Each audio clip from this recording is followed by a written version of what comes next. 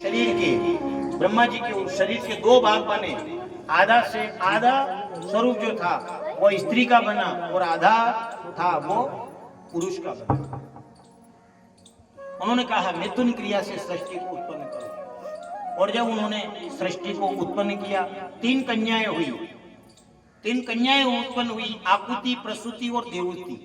देवहूति का विवाह कर्दम ऋषि, आकुति का विवाह रुचि ऋषि के साथ में किया, इधर देवहूति का विवाह कर्दम ऋषि के साथ में किया।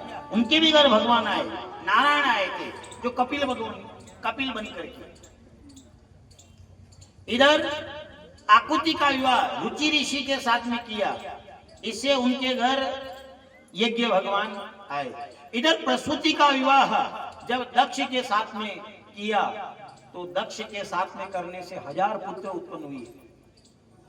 पहले 10,000 पुत्र शबलाश्व नाम के, जो हरियक्ष नाम के 10,000 पुत्र उत्पन्न किए। उन्होंने कहा पिताजी क्या किया, सृष्टि को बढ़ाओ। अब वो जो सृष्टि बढ़ाने के लिए गए, पर समस्या है, इधर नारद जी महाराज प्रकट हो गए।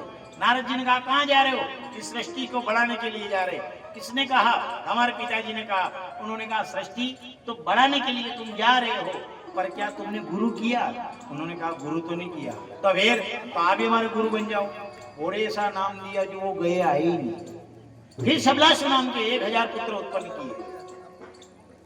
ढोल बंद करो, ढोल बंद करो यार, ढोल बिल्कुल बंद है। आप ये आनंद आना, आपने खूब टाइम दिया, आप बोले 6 बजे तक आ जाओ। महाकाल पशुपतिनाथ की। इधर उन्होंने जब कहा डॉक्टर साहब ढोल की आवाज नहीं आनी चाहिए, नहीं तो आपने याद विवाह करा। कथा को जो सार है वो सार आपने देखो, हम भी वो चॉइस रखे कि आपने जलेबी अच्छा बोली देसी घी की जलेबी हो, देसी घी की जलेबी, प्योर देसी घी में कड़े लाल छुड़ो ने मान लिया जाए, वह चाशनी में नहीं डूबे के तो वरना वाह लगे अपना जलेबी। अब मान लिया शिव पुराण को आप घर पे भी बांध सकते हो, आप ये शिव पुराण ले जा करके आप घर पर भी बांध सकते हो, पर जो रस ये मंच से आता है वो रस घर पे, ये क्या है, ये केवल जलेबी है जो वहां से कैलाश से उतर करके आई, तो वहां तो निकाली गई, पर ये क्या है, ये देखे होगा 2 कड़ई रे जलेबी काढ़े वाले और जलेबी तरम तरह वो घुमावे वही होगा कि ने बिल्कुल कड़क नहीं वणी चिपे थी, ये पलटावे पर वही वक्त खावा को मन नहीं वैसा कहा कि वही वर्तन थी निकली ने वो दूसरा वर्तन में जागा ने वही जा रहा थी मैं दवाई दे पचे। चाशनी की बात अलग है। तो मान लिया 2 कढ़ाई रहती है जलेबी के, वहां भी 2 कढ़ाई रहती है, एक में तो निकलती है। तो ये क्या है, ये सादी देसी घी में निकाली हुई है। ये अपन जाते हैं, अपन चाहे तो इसका अध्ययन अपन घर पर भी कर सकते हैं, पर जो स्वाद अपन को चाहिए वो स्वाद नहीं आता है। पर ये मंच बना हुआ है, जैसे व्यास गादी लगती है, ये व्यास गादी क्या है, ये दूसरा वर्तन है और ये वर्तन चाशनी का है। और जैसे ही ये इस वर्तन के अंदर इसको डुबो दिया जाता है न, उसके बाद जब इसको वितरण करते हैं पछे एक ही आवाज आवे, प्यारो लागे रे मत वारो लागे, डमरू वालो बाबो गणो प्यारो लागे, बोलो प्यारो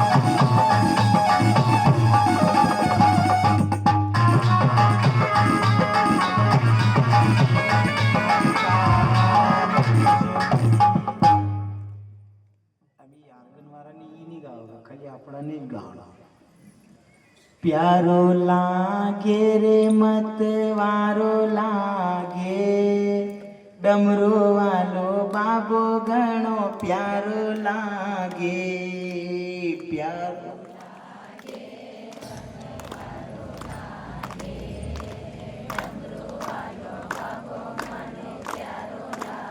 मतलब आगे ये देखी लगेगा प्यारो लागे रे गणो प्यारो लागे डमरू वारो बाबो गणो प्यारो लागे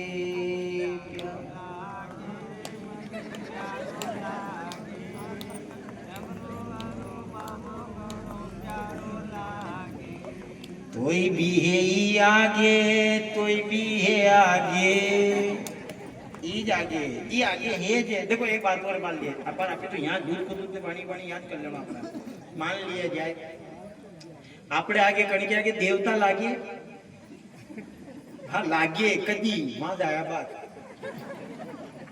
मान लिया जाए अर्गन वाला भाई साहब ने लीला आपी अबे अबार कीदा कि अणा को नाम राजू तो राजू देव जमीन ये राजू देवता ये जमे बनाने भी नहीं लो तो बना देव बोला बोला अब अनाने कीधा कि ई देव तो ई देवता जमी रहा ई देवता हाँ जमेगा कदी ई वहां आया बात पर ये तो सब जिंदी देवी ये सब पदवी मान लिया गायत्री देवी सावित्री देवी रमा देवी देखो है नहीं जीवता देवी लगी कि लगे अब जीवता ही देवी है तो ने बड़ो जमे भी है सब देवी को तो भी जमे ने दूसरी बात एक और अपने अंतिम माना मान लिया तरह सबका जेब खाली कराओ बार तो खूब से खूब निकले तो 50,000 रुपया निकली सके या तो एक को मंगलसूत्र खोलो इधर 50,000 रुपये दे बोलो साहब आगे क्या किया अच्छा भी अच्छा दूसरी बात है कि दूसरा देव के तो बाबा देखा लगा यदि मान लिया कहीं भी हट कर ले कहीं भी कीधे साहब यो सामान कोनी घर में यो कोनी 10 दिन भी आती कहता ने आप रोज करो जी हुनी लो ने कई बात ही कोनी भी बोले कि रोटी तो जिमा दे कई रोटी जिमा दे रोज आप भोजन करवाओ मैं रोज बात करूँ आपकी रोज बात करूँ आप सुनो ही कोनी तू के सुनी लुआ देवी अबे तू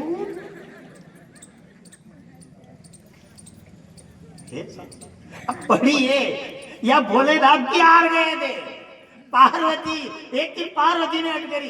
पार्वती ने जब देखा आलीशान मकान है, अब उन्होंने कहा कि सब मिलने के लिए आए। उस समय तो भगवान भोलेनाथ मेरे महांकल बाबा जब शमशान में ले गए, अब पार्वती मैया ने विचार किया अब की बार को इनसे प्रश्न करूं, ऐसा करूं कि जिससे कि इनको मकान बनाना ही पड़े। बस अब पार्वती मैया ने एक दिन भगवान भोलेनाथ से प्रश्न किया, बाबा यहाँ अपनी एसी रूम बनावा, एसी रूम। भगवान भोलेनाथ का एसी रूम चाहिए क्या? हाँ चलो। अब पार्वती ने विचार करियो, अब तो एसी रूम जन में एसी ठंडक रहे सा उन्हीं रूम में ली जाओगा। अब वो रूम में कशा ली जा लिया होती केदारनाथ वहीं पहाड़ की गुफा में, वहां जो बर्फ ही बर्फ, बिल्कुल बिल्कुल ठंडो। पार्वती ने पूछा ये कहाँ ले आए? ये एसी रूम ही तो है। उन्होंने कहा एसी रूम ऐसा होता है क्या? यही तो एसी रूम है। उन्होंने कहा ऐसे एसी रूम की नहीं कहा, मैंने तो ऐसे रूम की कहा जिसके खिड़की भी होनी चाहिए। इतनी देर में तो मेरे बाबा ने आवाज लगाई, ओले बम। इतनी देर में तो एक जो डायन थी, डायन आई जिसके आगे दांत ही नहीं है और दरवाजे में आकर खड़ी रह गई। देख के आप जड़ के आगे दांत ही नहीं, उनके जीवन यूपी नजर आ गया। भोलेनाथ से पूछे ये क्या है? ये खिड़की है, ये अपने ये खिड़की है। पर भोलेनाथ सदैव के लिए, सदैव अगर कोई मस्त रहा है, कोई आनंदित अगर रहा है, जोड़ी में जोड़ी में अगर कोई आनंदित अगर किसी की जोड़ी है तो वे मेरे भोलेनाथ और माँ पार्वती। जब पार्वती ने प्रश्न किया तो मेरे महांकल राजा ने उत्तर भी निकाला तो हंसते हंसते। इधर भगवान भोलेनाथ ने पार्वती से गुस्सा दिलाने के हेतु कोई प्रश्न किया तो पार्वती मैया ने भी जवाब दिया तो हंसते हंसते इधर। और जब क्रोध किया था उस शरीर को त्याग कर दिया। आकुति, प्रसूति और देवहूति। अब देवहूति का विवाह कर्दम ऋषि, आकुति का विवाह रुचि ऋषि के साथ में और प्रसूति का विवाह दक्ष के साथ में। पर दक्ष के जब पुत्र उत्पन्न हुए उस समय वो गए तो वापस नहीं आए, वो गए वहां तक तो ठीक, वापस नहीं आए। इधर दक्ष ने देखा कि ये क्या है, मेरे पुत्र जाते नजर आए आते नजर नहीं आए। पूछा कि ये कहाँ जाते हैं? देखा कि ये सब करामात नारद की है। नारद इनको ऐसी शिक्षा देता है जो ये वापस आते ही नहीं। कथा में भी आवे नारद, आप कथा सुनवा वाले भी आवे नारद। कौन? जो आखो दिन उठी उठी ने जाने आवे भी नारद जी महाराज ने। नींद्रा भी आवे। नींद्रा कौन? जो निकाल लेगा चेवड़ों ने। अति देर में भी भाभी पासे देखी कासा कही कासा यो कही घना आनंद ले गयो ने कई को आनंद ले गयो नींद निकाल दे ना आनंद ले गयो ठीक है आनंद ले यो कसो आनंद है आनंद भी तो होना चाहिए। इंदिरा देवी भी आती है, नारद जी भी आते। नारद जी का स्वरूप क्या है? जो उठ उठ करके जाए वो थोड़ी देर बैठ जाए, फिर थोड़ी देर बैठ जाए। ये नारद जी की शैली। जो निंद्रा देवी भी आती है, निंद्रा देवी जो नींद निकालते हैं कथा में। अच्छा एक बात हो रही, आप शाम को या दिन में भले थोड़ी देर आराम करो।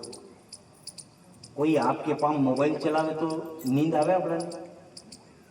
देखो कभी कभी बादशाह ने ये सब भाई ने सब रे जो कि कभी इधर मजा गई मोबाइल नहीं चला दे बंद तो कर दे मोबाइल। कहाँ सोवा दे के सवा दे तो चलो सो ही जाओ तो फूट ठीपड़ो बंद करे तो वो सो ये बंद रहे जदी के। अबे बोलो साहब मेरे चिन चिन चिन चिन की आवाज आए तो फिर नींद आवे। अब विचार कर लो, जब मान लिया जाए तो अगर कोई टीवी चला रहा है, आपके घर टीवी चल रही है और अगर मान लिया अपन सो रहे हैं और वो बंद नहीं करेगा तो वो नींद नहीं आई क्योंकि वो आवाज कान पर आती है।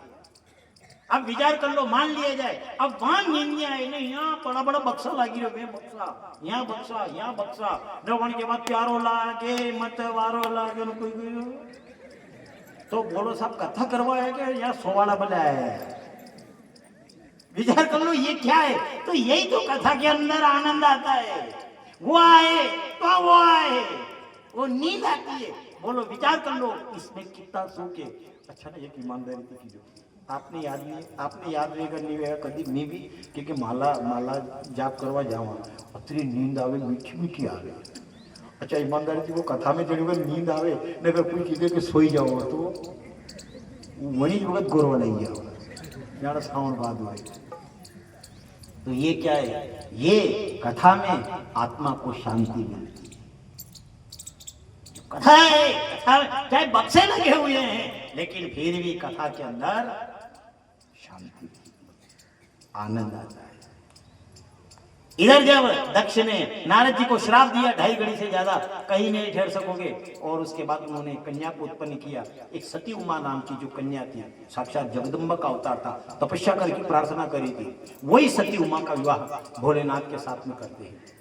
और कहा जाता है माघ मकरगत रवि जब हुई तीरथ पति आव सब कोई। जो आज हमारे यहाँ मकर संक्रांति की जो पूर्णाहुति होती है, ये मकर संक्रांति का ऐसा नियम बताया गया है कि मकर संक्रांति के दिन जब त्रिवेणी जो संगम है, जहां जो तीर्थों का राजा जिसका नाम है प्रयागराज, वहां पर देव किन्नर नाग गंधर्व देवता आदि मनुष्य का शरीर धारण करके और वहां स्नान करने के लिए आज भी आते हैं मकर संक्रांति के दिन। इसलिए मकर संक्रांति का पुण्य काल बताया गया है। तो मान लिया जाए अपन वहां स्नान नहीं कर सके, पर ये भी तो एक त्रिवेणी है। अपन ने ये मुहूर्त निकाला, क्यों निकाला? अक्सर करके आपकी इतनी कथा आप देखना, कितनी जगह अभी कथा चल रही है और मकर संक्रांति की पूर्णाहुति होगी। ये साक्षात शिव पुराण कह रही है, माघ मकर गत रवि जब होई तीरथ पति ही आव सब कोई।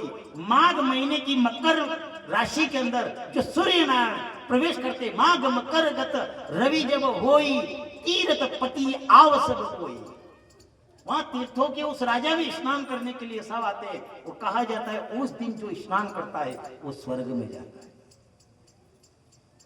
इस प्रकार जब एक दिन सती उमा और भगवान भोलेनाथ गए, और जैसे ही वहां गए, स्नान किया, स्नान करके और कुंभज ऋषि अगस्त्य मुनि के आश्रम पर गए, वहां पर भगवान शिव और सती उमा दोनों बैठे, और इधर वो ऊंचे आसन पर बैठे। वो जाने लगे, फिर भी प्रार्थना करी, वो बैठ गए। और जो शिव जिस कथा को प्रकट करने वाले हैं, जो शिव कथा बनाने वाले हैं, वही शिव सामने बैठ करके कथा सुनते हैं, और वो महात्मा उनको कथा सुनाते हैं। अब विचार कर लो, साक्षात इसलिए कभी भी कहीं भी कथा सुनने के लिए आप जाओ, सदैव कथा कब दिमाग में बैठेगी, जब अपन अनजान बनकर के कथा सुनेंगे तो जाकर के अपने अंदर ज्ञान उत्पन्न होगा। अपन अगर ज्ञानी बनकर के बैठे तो फिर कथा आने वाली नहीं। इसलिए पहले नियम ऐसा बताया गया, कल बताएंगे, पर नियम ऐसा बताया गया है कि सर्वप्रथम आसन को जीतना पड़ता है। जब तक आसन अपन नहीं जीतते हैं, इसलिए भगवान से यही प्रार्थना करना, पहले बैठो उससे पहले भगवान से ये प्रार्थना करना कि हमें इतनी ताकत देना कि हम आसन को जीत सके। नहीं तो साहब मामूली चीज नहीं है, पहला तो यहाँ जीतनी आवेगा ना पता यहाँ जीजनी आई तो फिर यहाँ की भी अगर आप नहीं हट गया तो फिर घोड़ा तक आओगा, तो कोई कोई तो घोड़ा फिर भी नहीं आई तो पछे न कोई कोई तो गणियाड़ी तो आपने यहाँ तो बढ़िया बैठा नहीं कहेंगे, देखा तो माँ क्या पग लंबा करने के माँ की इच्छा है पंडिता जी को एक काम करो, तकियो ली जाओ ना पाजी टेको लगे। आसन क्यों जीता जाता है? आसन इसीलिए जीता जाता है। अब जो कथा बनाने वाले हैं वो साक्षात महाकाल राजा सती उमा के साथ वो कथा श्रवण कर रहे हैं, और अगस्त्य मुनि कथा कह रहे, और जैसे ही कथा हुई इधर वो जाने लगे, जाते जाते में वो चरण में गिर गए। कौन? जो कथा सुनाने वाले थे। उन्होंने कहा भोलेनाथ ने क्या वरदान मांगना चाहते हो? तभी उन्होंने कहा कि ये मैंने जो कथा सुनाई ये कथा मेरे हृदय के अंदर वास करे, आप ऐसा आशीर्वाद देना। आज जैसे ही उन्होंने चरण में प्रणाम किया तो सती उमा के मन में शंका हो गई, ये ऐसी कथा वाची ये अभी तो कथा कर रहे थे, मैं अभी चरण में गिरे। घना घना दम भी देखो आप कथा में सब प्रकार की आवे सर। घना घना विचार करे, कोई आई नहीं बैठा थोड़ी देर में देख कहीं दम को नहीं कथा में तो यार, तो यहाँ की लड़ाई थोड़ी है, दम देखना यार। दम भी कोई या तो आई को नहीं सब की युद्ध विरोध आवड़े दम कम देखना है नहीं। अब जैसे ही वो आए आकर के बैठे, पर जब प्रणाम किया सती उमा के मन में शंका हो गई। और शंका क्यों हुई? शंका इसलिए हुई कि वो बड़े बाप की बेटी थी। ये समस्या एक और तो है, अपने आप को जब तक छोटा नहीं मानेंगे, जब तक अपने आप को छोटा नहीं मानेंगे, तब तक कृपा नहीं बरसेगी। यही तो समस्या है। वो दक्ष बड़ा था और बड़े बाप, बड़े घर की बेटी जो आई, आपने देखा होगा, ज्यादा पढ़ी लिखी अगर आ जाए तो फिर वो झुकना नहीं जानती। बहुत घर जाते हैं हम तो भी ये आवाज लगाए, ससुराल जी आवाज लगाए, बेटा बहू लैडी बेटा पधारो, बाबूजी आया, प्रणाम कर लो, आशीर्वाद ले लो। लाड़ी के हूँ मैं झुकी जो हूँ।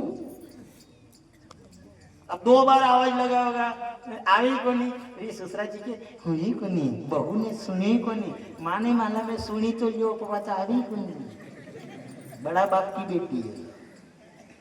ये भी तो समस्या है, क्योंकि उसके अंदर वो झुकना जानती नहीं है। ऐसे एमए करी हुई लड़की जो थी, पढ़ी हुई थी, न दूसरे मान लिया वो उसका विवाह हो गया तो उसको सब्जी लेने के लिए भेजी। अब सब्जी लेने के लिए गई, वो बाजार वाली थी, वो तो पढ़ी लिखी थी, एमए किया हुआ था। अब गई वहां पर, पूछा भैया टमाटर क्या भाव है? उसने कहा टमाटर वाले ने कि 40 रुपए किलो, 1 किलो टमाटर चाहिए। और धनिया, उन्होंने कहा धनिया 20 रुपए का 250 ग्राम, 20 रुपए का धनिया दे दे, वो भी दे दिया। हरी मिर्च ये भाव, हरी मिर्च भी ले ली। और जाते पूछा, एक नजर पड़ी उसकी कद्दू के ऊपर, उसने कहा भैया कद्दू क्या भाव है? उन्होंने कहा कि 40 रुपए कद्दू है। उन्होंने कहा 2 किलो दे दो।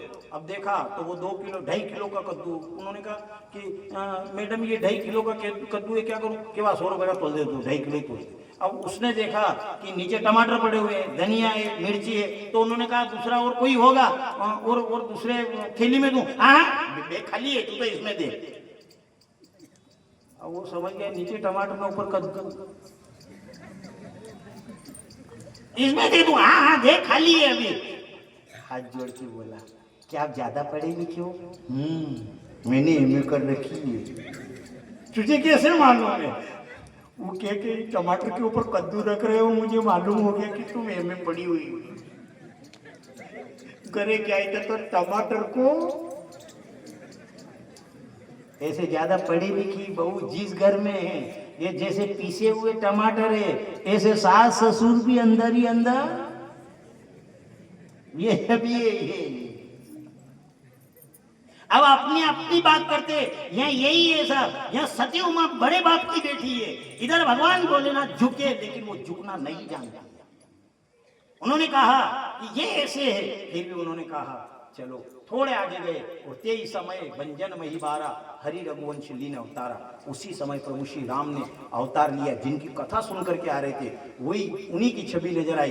भगवान भोलेनाथ ने मानी मन में प्रणाम किया। सती उमा के मन में शंका हो गई, ये किसको प्रणाम कर रहे? उन्होंने कहा जिनकी कथा सुनी वही इष्ट आराध्य देवे, मेरे इष्ट आराध्य देवे राम, मैंने प्रणाम किया, तुम भी प्रणाम करो। वो क्यों नहीं करो? प्रणाम नहीं करूंगा। और ऐसी रही। इधर उसने कहा मेरे मन में शंका है। भोलेनाथ ने कहा ये हमारे इष्ट आराध्य देव है। उन्होंने पूछा, सती उमा ने कहा ये वन में क्यों भटक रहे? तभी भगवान भोलेनाथ बोले इनकी पत्नी का किसी राक्षस ने हरण कर लिया। सती उमा के मन में और शंका हो गई, पत्नी का ही पता नहीं है, ये चरण में कुछ नहीं है, ये नंगे पैर घूम रहे, ये इनकी चरण पादुका कहाँ गई? भगवान भोलेनाथ ने कहा भाई आया था मनाने के लिए, जो वो ले गया। जिनकी पत्नी का पत्ता नहीं है, जिनके पैर में चरण पादुका नहीं है, ये ऐसे इष्ट आराध्य देवे। और जो जैसे ही मन में यह शंका हुई, उसी समय भगवान भोलेनाथ ने कहा सावधान, तुम जाओ, जो तुम्हारे मन अति संदेह हो कीन जाए परीक्षा ले, पर ध्यान रखना विवेक से परीक्षा लेना। ऐसा नहीं हो कि गई ऐसे ही जाकर के परीक्षा ले। और उसी समय सती उमा गई, जो जानकी का रूप बनाया और जो भगवान के सामने गई। पर भगवान ने प्रत्यक्ष रूप से भरत, शत्रुघ्न, लक्ष्मण और प्रभु श्री राम, ऐसे चारों भाई नजर आए। ये भगवान की माया। उन्होंने कहा जिस हेतु तू परीक्षा लेने के लिए आई वही छवि तुझे दिखाएंगे। और हाथ जोड़ करके प्रभु श्री राम ने एक झांकी और दिखाई, जहां माता जानकी, लक्ष्मण, प्रभु श्री राम आदि नजर आए। वो दिमाग खराब हो गया, थर थर कांपने लगी, ये क्या है? उसी समय उन्होंने हाथ जोड़े और कहा कि अरे ओ माता, तुम्हारा तो सर्वोच्च पतिव्रता स्त्रियों में नाम आता है और भगवान भोलेनाथ के बिना तुम अकेली शोभा नहीं देती। यहाँ यहाँ क्या कर रही हो? इतनी देर में तो माथा पकड़ करके और बैठ गई। अब बैठ गई तो भोलेनाथ के पास कैसे जाए? उदास होकर के धीरे धीरे धीरे धीरे गई। भोलेनाथ ने पूछा, परीक्षा लेकर आ गई, अब ये सब चाली बोल तो कही की, बहाना तो बनाना चाहिए। उन्होंने कहा परीक्षा लेकर आ गई। सती उमा ने कहा, भला आप कभी झूठ थोड़ी बोलते हो क्या? जैसे आपने प्रणाम किया मैं भी प्रणाम करके आ गई। और जो भोलेनाथ ने आंख बंद करके ध्यान लगा करके देखा तो इस सती उमा ने कपट से सीता का रूप बनाया था। और जो भोलेनाथ ने कपट से सीता का रूप बनाया ये देखा तो इधर भोलेनाथ विचार करने लगे, राम को मैं पिता मानता हूं तो इस सती उमा ने जानकी का रूप धारण किया और जानकी को मैं मां का दर्जा देता हूं तो इसने कपट से सीता का रूप बनाया, इसलिए मेरा हरदासन इसे कभी प्राप्त नहीं होगा। और मन ही मन में जब ये संकल्प किया, आकाशवाणी हुई, अरे भोलेनाथ, क्योंकि भोलेनाथ सती उमा के बगैर भी रह सकते थे। धन्य हो भोलेनाथ, धन्य हो, आपने ऐसा संकल्प किया है। इधर सती उमा ने कहा, आपने कैसा कौन सा संकल्प किया? उन्होंने पूछा, कोई नहीं बताओ, ये आकाशवाणी हुई, कुछ तो हुआ। भोलेनाथ विचार करे, ये खुद तो झूठ बोल रही मुझसे, ने मुझसे सच कहलवा रही है।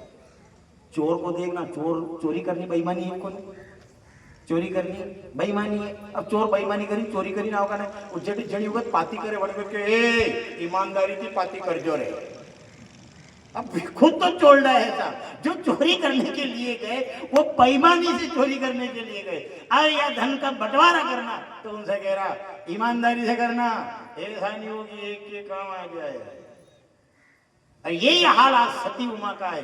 इधर सती उमा ने जब परीक्षा लेने के लिए गई उस समय भोलेनाथ से कहा था कि आप भी चलो नहीं हमारे साथ, मैं कपट से अलग रूप बनाऊंगी, अपन दोनों परीक्षा ले। भोलेनाथ ने कहा, तू जा माते से, मैंने तो यहाँ गिरवा दिया। सती उमा ने कहा, स्नान करने के लिए दोनों संग आए, मैं आपकी अर्धांगिनी हूँ, अपन तीर्थ यात्रा करने संग आए, स्नान अपन ने संग किया, कथा अपन ने संग सुनी, तो परीक्षा लेने के लिए भी तो जाओ। उन्होंने कहा कि नहीं, अरे अपनी तो जोड़ी है, मैं अर्धांगिनी हूँ। उन्होंने कहा हर कार्य अपना संग संग होता है, तो चलो परीक्षा लेने के लिए दोनों चले। उन्होंने कहा भोलेनाथ ने कि आप ही जाओ, ये आपका काम है। क्यों? उन्होंने कहा पति पत्नी चाहे भोजन संग में करते हो, पति पत्नी चाहे यात्रा संग में करते हो, पर ऐसा थोड़ी है पत्नी बीमार हुई जाए तो पत्नी के इंजेक्शन लाके बाटल पति के चढ़े, ऐसा थोड़ी होता है। पत्नी बीमार है तो इलाज पत्नी का ही होगा।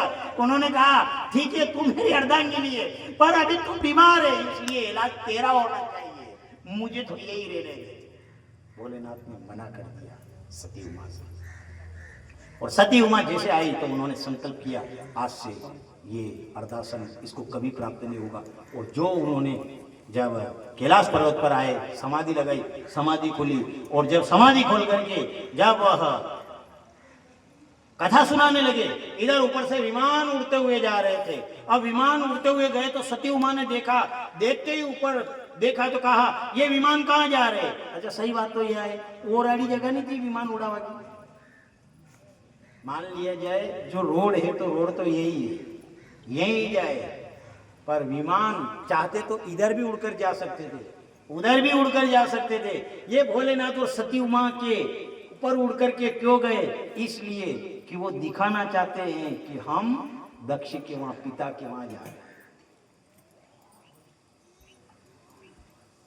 ये कही करे कि जो पास भी जा लड़को, जो पास भी जा, वो सबसे पहला दौड़ी ने कण के घरे जाएगा, सबसे पहला दौड़ी ने जो फेल भी वन के घरे जाएगा। जो को बालक फेल लियो वहां जान चा, आंटी जी हाँ હું 18 નંબર લઈને આવ્યો સાહેબ, 18 નંબર। आंटी जी कहे कि यदि मारे बालक कतरा लीना आएगा तो वो जी का 18 नंबर लायो, हाँ ने मैं पास लियो ने या मिठाई। अब आंटी जी मन पास तो मिठाई ले लेगा ने पचे वहां जाएगा कमरा में, ये इतने नंबर से पास हुआ, हाँ मम्मी तो तू क्या कर रहा था? तो पचे उनकी कमाई करेगा। वो विमान जा रहे थे उड़ करके, वो दिखाना चाहते थे, दिखाना ये चाहते थे कि हम दक्ष के वहां जा रहे। इधर सती उमा ने भोलेनाथ से कहा ये विमान कहाँ जा रहे? उन्होंने कहा ये विमान तुम्हारे पिता के वहां जा रहे, हम भी जाएंगे। भगवान भोलेनाथ ने मना कर दिया, वहां नहीं जा सकती। क्यों? क्योंकि हमें निमंत्रण नहीं दिया गया। वो कहा जाता है आव नहीं आदर नहीं नी ने नन में नेह तुलसी उस घर ना जाइए चाहे कंचन